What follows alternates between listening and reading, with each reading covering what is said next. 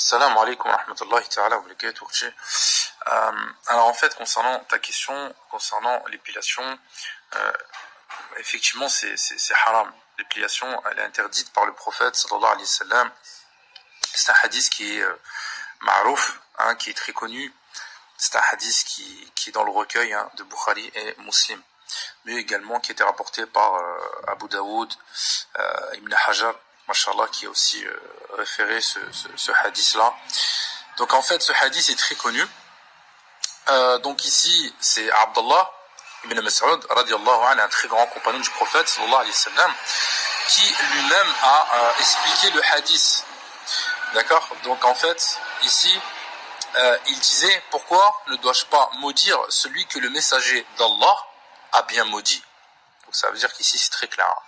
Donc dans le sens ici, si une personne, en l'occurrence la femme, parce que là en fait ça concerne surtout la femme, parce qu'il faut savoir que Abu Daoud, il a rapporté aussi dans son sunan, de par Abdullah ibn al-Abbas radiyallahu anhuma, un hadith maudissant la femme qui pratique justement l'épilation des sourcils. Donc après, sans pour autant disposer d'une anomalie ou d'un mal disgracieux. Donc ici c'est une généralité. Après Abu Daoud, donc il explique de par cela que l'acte en lui-même, donc je dis bien l'acte en lui-même, c'est-à-dire dans le but de l'affiner, parce qu'ici c'est surtout ça qu'il faut retenir par rapport à l'épilation, c'est le fait d'affiner le sourcil, parce qu'il y en a énormément de femmes qui veulent s'embellir.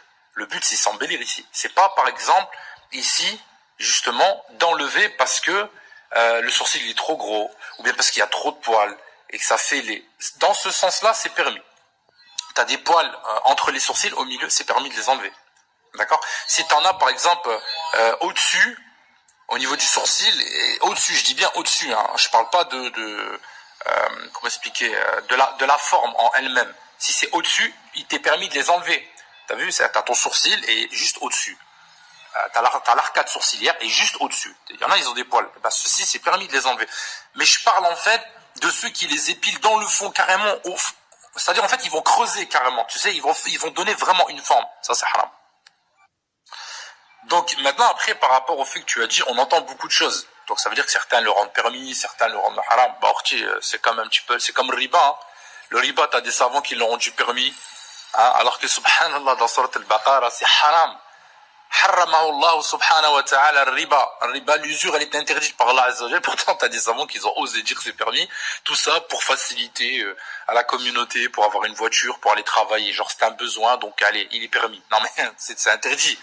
Allah subhanahu wa ta'ala, il aurait pu très bien donner ici dans le Coran al-Karim une permission à titre par rapport futuriste. Regarde, c'est comme le prophète sallallahu alayhi wa sallam, 14 siècles en arrière, et il savait ce qu'il allait advenir du futur. Là aussi c'est un message aussi pour les coranistes qui n'arrêtent pas de dire carrément on prend que le Coran, mais dans le Coran c'est pas écrit comme quoi que l'épilation c'est interdit. Pourtant regarde, le prophète sallallahu alayhi wa sallam lui-même savait ce qu'il allait advenir de la communauté musulmane et surtout en l'occurrence des femmes, quand il a expliqué que également l'accoutrement, c'est-à-dire qu'en fait elles seront en vérité nues, donc elles sont vêtues mais nues. Ça veut dire quoi? C'est-à-dire qu'en fait dans le sens c'est les leggings. T'as vu quand tu portes un legging, on voit tout, on voit toute la forme de la femme, on voit ses cuisses, on voit ses mollets, on voit tout. Subhanallah, on voit même subhanallah la forme carrément de son bassin, même carrément de son fessier, on voit tout, faut dire ce qui est. Eh ben ici, pareil, pour ça seul, mais ça fait pour les sourcils. Elles vont s'embellir, regarde, il y a même des technologies. Carrément, ils vont très loin, pour faire au niveau des sourcils le retraçage. Mais c'est trop. Et dans quel but? D'embellir, de plaire, naam, pour que le regard soit séduisant, pour que le regard plaît à ceux qui vont porter le regard sur eux. Donc on a le hadith où le prophète sallallahu alayhi wa sallam dit ne vous exhibez pas à la façon de le jahiliya. Mais là on a dépassé le jahiliya, là on y est carrément, c'est-à-dire que les gens ne se rendent même pas compte. Donc là en fait on a vraiment une situation qui malheureusement est délicate. Donc quand une personne, justement une femme, elle va justement ici s'adonner devant un miroir, et pour retirer, et dans le but de creuser et de s'affiner, là on rentre dans le cadre du hadith. Là, on rentre dans le cadre du hadith. Mais si, par exemple, c'est quelque chose qui est au-dessus du sourcil, c'est-à-dire ici, dans le sens où l'arcade sourcilière, c'est des poils qui sont au-dessus, elle les enlève. Non, ça, c'est permis. Si c'est au milieu, c'est permis. Si c'est au niveau des pommettes, c'est permis. Si c'est ici, par exemple, juste en dessous du sourcil, mais ça fait pas dans la forme, c'est permis. Mais ce qui est dans le sourcil en lui-même, c'est haram. Donc ici, qu'est-ce que je peux dire d'autre par rapport à ce sujet? Là où la femme, elle peut, c'est-à-dire enlever les poils, d'accord? C'est par exemple, parce qu'il y a des femmes, hein, ça arrive sujet à l'œstrogène, à l'hormone de croissance, qu'elles ont une barbe, d'accord? Ou une moustache. Ceci est permis de les enlever, d'accord? Chez une femme. Ce n'est pas haram. Mais là, on parle directement de l'épilation, donc du poil, c'est-à-dire des sourcils. Donc ici, en fait, il faut pas oublier que là, Rasoul sallallahu alayhi wa sallam, il met al-la'na, c'est-à-dire ici, la malédiction. Il dit carrément un terme fort, Rasoul sallallahu alayhi wa sallam. Et Allah subhanahu wa ta'ala, rappelons le verset coranique où il dit, Ya ayyuhalladhina amanu, ati'u Allah wa ati'u Rasoul. Donc en fait tu dois obéir à Allah, donc quand tu vas dans le Coran, tout ce qui est dit, mais après Allah subhanahu wa ta'ala dit wa ati'u ar-rasoul sallallahu alayhi wa sallam, dans le cadre du hadith.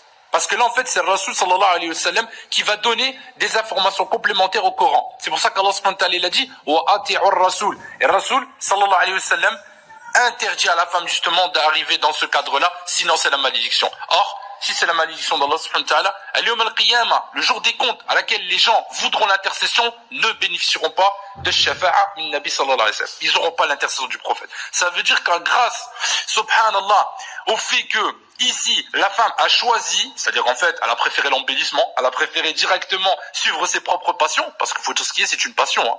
Tu vas t'épiler les sourcils, c'est une passion, parce que tu t'aimes. Faut dire, c'est narcissique, c'est tu t'aimes toi-même, tu aimes le regard, tu aimes cette beauté. Mais, il faut rappeler aussi une chose, quand Jibril alayhi salam, Allah subhanahu wa ta'ala, il l'a envoyé voir al-Jannah. Comment il l'avait créé? Qu'est-ce qu'il a dit? Il a dit, assurément, ils vont tous vouloir y rentrer. Hatta Allah subhanahu wa ta'ala lui a dit, repars revoir. Il est reparti, Allah azza wa jalla, il a mis tous les interdits autour du paradis. Et là, il a dit, assurément, très peu rentreront. Pourquoi? Parce que tout ça, là, ces interdits à laquelle Allah et son messager ont descendu, personne ne les respecte. Donc les gens veulent rentrer faire le Jannah, mais ils suivent les interdits. Et après, ils s'étonnent pourquoi la majorité des femmes rentreront finnar ou jahannam.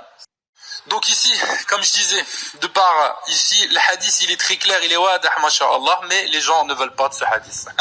Ils occultent. Donc aujourd'hui, malheureusement, c'est comme le prophète sallallahu alayhi wa sallam, vous évitez le khamr, yani de l'alcool, de la soie, tout ça. Alors, il a bien dit, sallallahu alayhi wa sallam, pourquoi ils le rendront licite, la musique, ils la rendront licite. Mais j'ai pris tel savon, il m'a dit que c'était haram, mais j'ai pris l'autre, il a dit que c'était halal. Donc depuis ce jour, non, c'est t'as suivi ta passion. C'est comme un riba. T'as suivi ta passion. Toute personne suit ses passions aujourd'hui. Donc ici, en fait, ce qu'il faut comprendre, c'est que vis-à-vis de l'épilation, comme on a expliqué le plus gros, c'est si par exemple, t'as des gros sourcils, il t'est permis de les enlever. Pourquoi? Qu'est-ce qui constitue le gros sourcil? En dessous, au-dessus. Mais dans la forme en lui-même, tu l'enlèves pas. Et tellement il y en a, de par leur jeunesse, qui elle s'épilait au point où c'est devenu un fin trait. Il faut faire du remplissage maintenant. Et oui, et il y a cette technologie qui le permet. Shaitan, il a murmuré. Ils ont créé cette technologie-là pour justement contredire le prophète sallallahu alayhi wa sallam. Et voilà, hop, ils commencent à faire le remplissage ou même d'autres, un tatouage direct à la place et ça fait un beau sourcil. Magnifique, super beau. Et qu'est-ce qu'il a dit le Nabi sallallahu alayhi wa sallam? Shaitan, il embellit la femme. Shaitan, il embellit la femme, subhanallah, quand elle sort. C'est vrai ou pas? Et les gens, ils la regardent. Allah subhanahu wa ta'ala, ensuite, il dit carrément, baisser le regard pour rester chat. Mais comment tu veux baisser le regard si la femme, elle est embellie? Tu vas baisser tout le regard devant des milliers de femmes, toi? Dehors, c'est impossible. Dans ce cas-là, tu marques toujours la tête sous terre. Tu regardes carrément comme l'autruche qui va carrément sous la terre. Non, tu peux pas, subhanallah. Obligé qu'au moins tu regardes. Tu vas dans un supermarché, un hypermarché, n'importe où, le regard, il se pose. Et justement, la personne, elle fait tout pour s'embellir. Alors on parle même pas carrément aussi des faux sourcils qui maintenant aujourd'hui la technologie avancée a fait en sorte que ça se ressemble à un aigle. Mais le truc ici, la problématique c'est quoi? C'est qu'aujourd'hui la technologie et la science, ils ont dit quoi? Ça amène des poux. Oqsimu billal alil azim, maintenant ça amène des poux. Naam, carrément posé sur le sourcil, ça prolifère. C'est-à-dire que je sais même pas comment ils arrivent ces poux-là. Par Allah, c'est celui qui se renseigne, il le verra, ça arrive, les poux, ils commencent à venir, subhanallah. On savait les poux pour les cheveux. Et ben maintenant, c'est sur les sourcils. Regarde, il y a rien de bien. Il y a rien. Pourquoi la femme, subhanallah, elle n'accepte pas ce que Rabbi subhanallah, il a fait d'elle? Ajib, subhanallah, elle fait un petit khaoul. Elle met du khaoul, mashallah. Elle embellit ses yeux, c'est permis en même temps, c'est bénéfique. C'est bénéfique pour la vue. Elle le fait. Et c'est une bonne chose pour elle. Malheureusement, elle va plus loin que ça. Elle veut plus. Mais dans quel but? Subhanallah, dans quel but? C'est la question, Si la femme, par exemple, elle décide, par exemple, de vouloir se faire belle et s'embellir pour son mari, c'est un bien, c'est permis. D'accord? Mais là, on parle de dehors. On parle de dehors, subhanallah. C'est comme les femmes également qui, par exemple, ils mettent le niqab. Mais pourquoi tu mets le niqab si tu embellis tes yeux? On va être fixé sur les yeux. C'est une tentation ou pas? C'est une grande tentation, subhanallah. C'est encore pire. Orsimu billah, c'est encore pire par Allah Azza wa Jal. Donc les gens ne se rendent même pas compte de ce qu'ils sont en train de faire. Ou après, ils te disent, c'est shara'i, hein. J'ai mis niqab. Là, c'est shara'i, subhanallah. Nabi sallallahu alayhi wa sallam, il a laissé le visage, il a dit. Il a dit ça à qui? À Asma, la sœur de Aisha, radiallahu anha. C'est Roma. Subhanallah. Il a dit, laissez les mains et le visage. Mais il y en a, subhanallah, ils ont commencé à être rigoristes depuis la tendance qui a été inclue de par qui? La da'wa wahhabiyya, yani Miss Saoudiya. Et là, maintenant, avec MBS, ils commencent tout à enlever. Donc, ces mobiles, le niqab, ils commencent à être enlevés. Le sétar, ils commencent à être supprimés. D'ailleurs, le sétar, c'était léger. Pourquoi? Parce que maintenant, aujourd'hui, tellement c'est la mode de vouloir s'embellir et être, c'est-à-dire le paraître, d'être perçu belle. Alors, automatiquement, on enlève le sétar, on met le niqab, hein. Mais t'as rien fait. C'est comme ça que la personne, subhanallah, n'a rien fait. Dans le sens où encore pire, elle va attirer le regard des hommes sur elle. Il va se poser, subhanallah, sur elle. Donc ici, on a cette problématique aujourd'hui, une grande contrainte vis-à-vis de la femme. Parce que la femme, elle fait des désobéissances. Elle se rend même pas compte de ses actes. Donc il y a les sourcils, il y a les faux cils, hein, sans compter, alors là, ça là, si on commence à parler des pommettes, si on commence à parler de la chirurgie plastique, hein, c'est bon, l'être humain n'aime pas ce que Rabbi il a fait lui. Là, l'être humain n'aime pas, subhanallah. Il n'est pas reconnaissant envers Allah Azza wa Jal. L'être humain, maintenant, astaghfirullah wa l'iyadhu billah, il a suivi un autre être humain qui, shaitan, lui a murmuré cette technologie-là. Et ensuite, qu'est-ce qu'il fait? Il tombe. L'être humain, il tombe. Pourquoi? Parce qu'il n'a pas l'iman. Au lieu de se préoccuper d'Allah et son messager, la vie elle est courte, on n'a pas le temps, subhanallah. De toute façon, tu vas vieillir. Non, j'ai une ride. Vite, il n'y a pas un produit. Les botox et compagnie. Pourquoi? Tu accepte-toi comme t'es. Accepte-toi comme t'es. C'est Allah subhanahu wa ta'ala qui t'a créé. C'est lui. Et Allah subhanahu wa ta'ala, il le dit, mais en plus parfaitement. Il nous a créé parfaitement, harmonieusement, il le dit dans le Coran al-Karim. Ajib, subhanallah. Alors, qu'est-ce qu'on veut de plus? Pourquoi on veut faire quelque chose de plus? Maintenant, on retrouve ça, c'est un excès, le maquillage. Subhanallah, les femmes ne comprennent pas que même déjà de faire un excès au niveau du maquillage sur le visage, Wallah, ça fait la prolifération des points noirs. Les points noirs, ça vieillit la peau. Je sais pas, voilà, regardez les conséquences. Donc là, je comprends pas pourquoi on est arrivé jusque là. La femme, elle peut être très belle. Wallahi, elle peut être très belle, juste, par exemple, en conservant le minimum et la mana que Rabbi subhanahu wa ta'ala lui a laissé. Tout simplement. Elle s'entretient, mais elle va pas dans l'excès. Or, aujourd'hui, c'est l'excès. Il faut dire ce qui est, mais le pire, après, dans cet excès-là, c'est des vidéos. C'est des vidéos et se montrent. Mais pourquoi? Dans quel but? Après, elle s'étonne pourquoi le hadith, il dit que les femmes seront le plus majoritairement en enfer. C'est normal, subhanallah. Aujourd'hui, c'est catastrophique. Déjà, dans le temps du prophète sallallahu alayhi wa sallam, c'était catastrophique. Au point où Allah subhanahu wa ta'ala, il a fait descendre des versets, le prophète sallallahu alayhi wa sallam s'est prononcé. Alors, à notre époque, c'est pire. À notre époque, c'est Rasoul sallallahu alayhi wa sallam, il était là. Qu'est-ce qu'il dirait des musulmanes? Là, on parle des musulmans, je parle pas des kuffars. Les kuffars, ils ont pas de religion. C'est le jahiliya total. On les laisse, ma'alish. Mais comme les musulmans veulent ressembler aux kuffars, alors elles font tout ça. Elles prennent cette technologie qu'eux, ils ont créée pour le faire. Parce que c'est pas un musulman qui a créé ça, hein. C'est pas un musulman qui a créé ça. D'accord? Ça, c'est le kuffar. Eux, ils ont qu'une vie.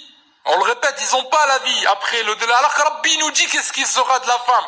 Comment elle sera belle, encore plus qu'une hurul ayn. Qu'est-ce qu'il lui faut de plus, subhanallah. Ah, mais elle veut pas attendre ce moment-là, elle veut c'est tout de suite, maintenant. C'est maintenant, j'en ai besoin maintenant. Imada. Parce que j'aime plaire. Je veux que le regard, il se pose sur moi, subhanallah. Mais le problème, c'est pas que sur toi, hein. Il y en a des milliers comme toi. Vous êtes tous jumelés. Toutes jumelées. Ça fait que tout le monde se pose sur elle. Elle pense que, subhanallah, c'est la reine. Mais en vérité, il y en a des milliers de reines comme elle. Après, subhanallah, ce qui se passe, c'est pour ça que l'homme, ensuite, il en perd la tête. Et après, il va la tromper, il va aller voir un tel, un tel, et un tel, et un tel. Voilà la communauté aujourd'hui. Wallah, c'est la perdition. C'est la perdition totale, c'est l'égarement. Agib, hein. Donc là, je suis en train de te donner des exemples, Yaorti, pour que tu vois un petit peu à quel point c'est dangereux et la gravité surtout de notre communauté.